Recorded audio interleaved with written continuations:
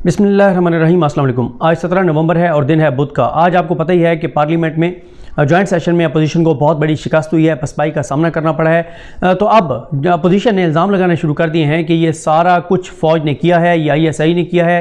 ISI ने दबाव डाला और ISI ने बंदे पूरे करवाए हैं और वो अपने जो अपोजिशन के गैर हाज़िर अरकान हैं उनका इल्ज़ाम भी फ़ौज पर लगा रहे हैं। इस सारी सिचुएशन में बात करते हैं, लेकिन मैं आपको एक चीज़ बता दूं कि अपोजिशन ने किसी तरह की भी कोई तैयारी नहीं की थी कि वो हुकूमत को शिकस्त दे सकें।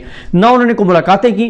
उनका सारे का सारा इन्हिसार ये था और उनको लगता ये था कि इमरान खान और फौज की लड़ाई हो गई है। आपको पता है कि उसी वजह से मैं मुसलसल बात कर चुका हूँ, उसको दोहराऊंगा नहीं कि नया वज़ीर आज़म आ रहा है, इमरान खान घर जा रहा है, हुकूमत गिर जाएगी, खुर्शीद शाह बन रहा है, शहबाज शरीफ बन रहा है, ये बन रहा है, वो बन रहा है। ये सारी चीज़ें हम बात कर चुके हैं। फिर इनको लगता था कि इत्तेहादी जो हैं वो इमरान खान से, जो इमरान खान की हुकूमत को आंखें दिखा रहे हैं, इनको लगता था कि उनको भी फौज ने कहा है कि तुम पीछे हट जाओ। हालांकि जो ये इत्तेहादी हैं वो हर मामले पर ब्लैकमेल करते हैं। और मैंने देखा असदुल्ला खान साहब ने एक वीडियो की जिसमें उन्होंने बताया कि काफ लीग ने कब कब हुकूमत को जो है वो ब्लैकमेल किया और किस किस बात पर ब्लैकमेल किया।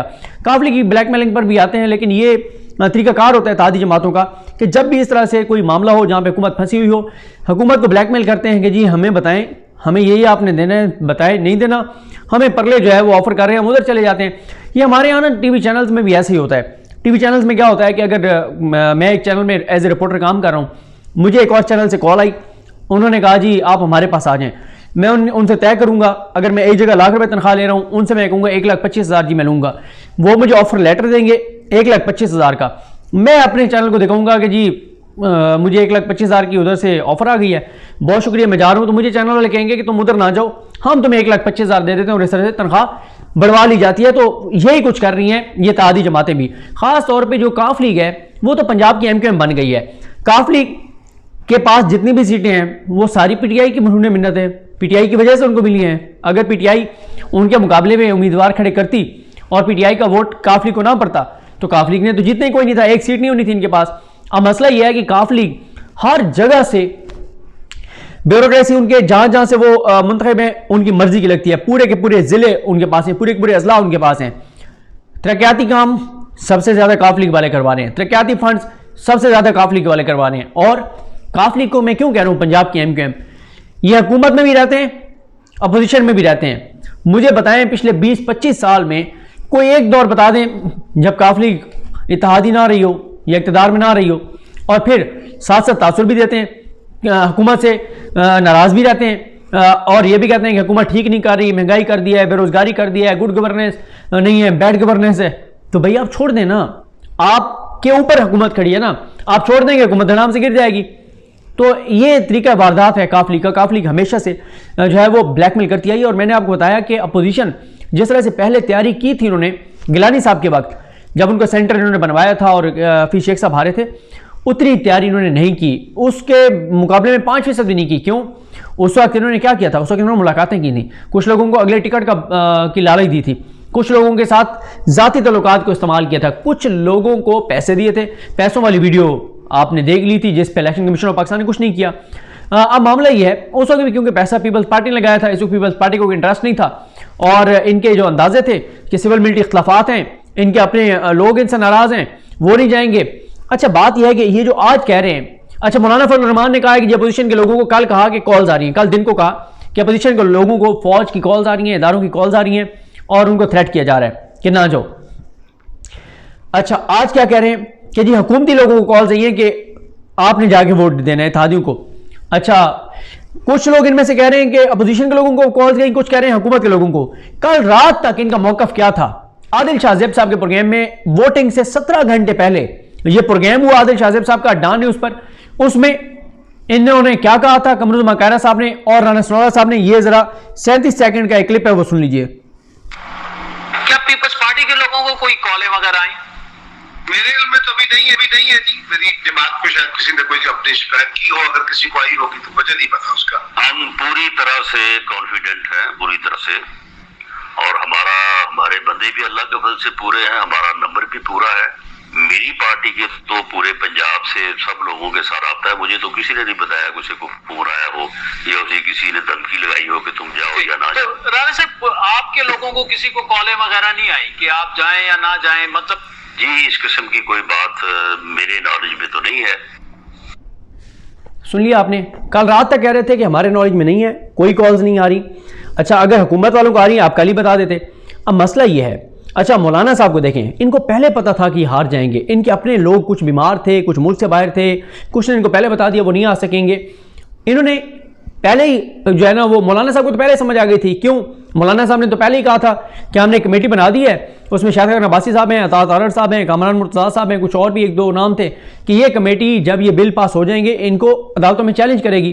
तो मौलाना साहब की मिसाल वही है कि वो जो घिसा पिटा एक लतीफ़ा है कि किसी ने कहा कि कल घर में सब खाना खा बैठे थे, उसने कहा कल घर में एक बंदा कम हो जाएगा। अगले दिन एक बंदा कम हो गया, तो घर वाले बैठे थे, वो कह रहे थे कि वो बड़ा या बड़ी अल्लाह वाला या अल्लाह वाली थी, उसने कल ही बता दिया था कि आज यानी अगले दिन घर में से एक बंदा कम हो जाएगा। इनको पहले से पता था कि ये नहीं हुकूमत को शिकस्त दे पाएंगे, ये सिर्फ और सिर्फ ये उम्मीद लगाए बैठे थे कि हुकूमत के अपने लोग नाराज़ हो जाएंगे, हुकूमत उनको मना नहीं पाएगी। इत्तेहादी, देखिए इत्तेहादियों के मामले में फवाद चौधरी साहब की बात दुरुस्त साबित हुई। फवाद चौधरी साहब ने कहा कि ये सियासी जमातें हैं, ज़ाहिर है हमेशा कोलिशन गवर्नमेंट में यही होता है। और इमरान खान की सबसे बड़ी बदकिस्मती यही है कि इमरान खान के पास जो है वो सिंपल मेजॉरिटी भी नहीं है, 2/3 मेजॉरिटी दूर की बात है, सिंपल मेजॉरिटी नहीं है। इत्तेहादी हैं, हर मामले में इत्तेहादी ब्लैकमेल करते हैं, हर कानून साजी में रुकावट बनते हैं और ब्लैकमेलिंग शुरू कर देते हैं। अच्छा, अगर इनकी बात मान लेते हैं कि अपोजिशन के लोगों को कॉल्स नहीं है, तो आप उन लोगों को निकाल, आप वो नाम क्यों नहीं सामने लाते? आप तो इस वक्त इनकलाब बर्पा कर रहे हैं, आप तो इस वक्त जहाद पे निकले हुए, आप क्यों नहीं बताते कि किन लोगों को कौन लोग कॉल्स कर रहे हैं? अच्छा, उनको आप नहीं बता सकते, ये नहीं बता सकते कि कौन कॉल्स कर रहा है, तो आप कम से कम जो लोग आपके साथ नहीं खड़े होते, आपको धोखा देते हैं, आपकी पीठ पे छुरा घोंपते हैं, उनको तो पार्टी से निकालें। इन्होंने जब आज से 2-2.5 साल पहले सादिक सिंजरानी साहब के खिलाफ अदम एतमाद लाए थे, इनके 64 लोग खड़े हुए, जब वोट निकले तो 50 थे। उस वक्त इन्होंने कहा ये काली भेड़े हैं, हमारी पीठ में छुरा घोंपा है, इनको पार्टी से निकाल देंगे। तो भाई निकाले ना, आप नहीं निकालते।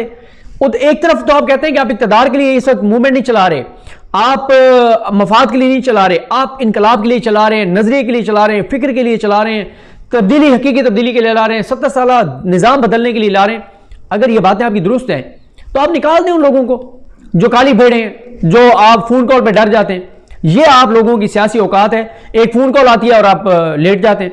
आपने मूवमेंट चलानी है, आपने टैंकों के आगे लेटने, आपने इस अवाम को लीड करने हैं, आपने फौज से लड़ने हैं। फिर बात यह है कि बड़ा आसान है बाद में कह देना कि जी वो कॉल्स आई हैं, तो ये कौन सी बात है कि जी कॉल्स आई हैं? तो आप उन कॉल्स, पहले तो आप करने वालों के नाम बताएं, उनके इन बंदों को निकालें। जैसे इमरान खान ने केपीके में अपने 20-22 एमपीएस को निकाल दिया था, तो ये इनको पहले से पता था कि ये नहीं जीत पाएंगे, इसलिए मौलाना साहब ने पहले कमेटी का ऐलान कर दिया था।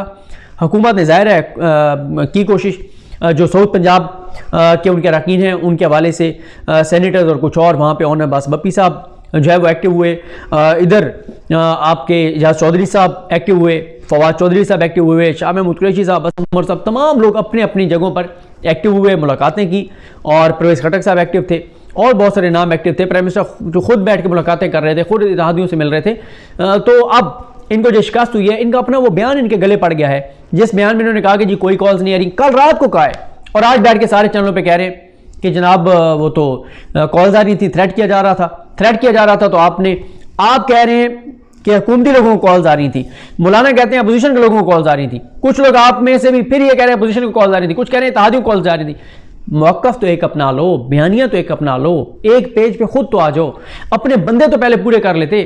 आपको पता था कि आपके कुछ लोग बीमार हैं, मुल्क से बाहर हैं, एक रुकने असम्बली आपके वो फौत हुए हैं, एक आपके साथ डार बाहर बैठे हैं, वो इश्तिहारी हैं, मफरूर हैं, पाकिस्तान आने को तैयार नहीं है, एक वो जाम अब्दुल करीम नाजिम जोखियों कत्ल केस में वो भागा हुआ है, फरार है, वो नहीं आया। तो इस तरह से इनके मामलात हैं।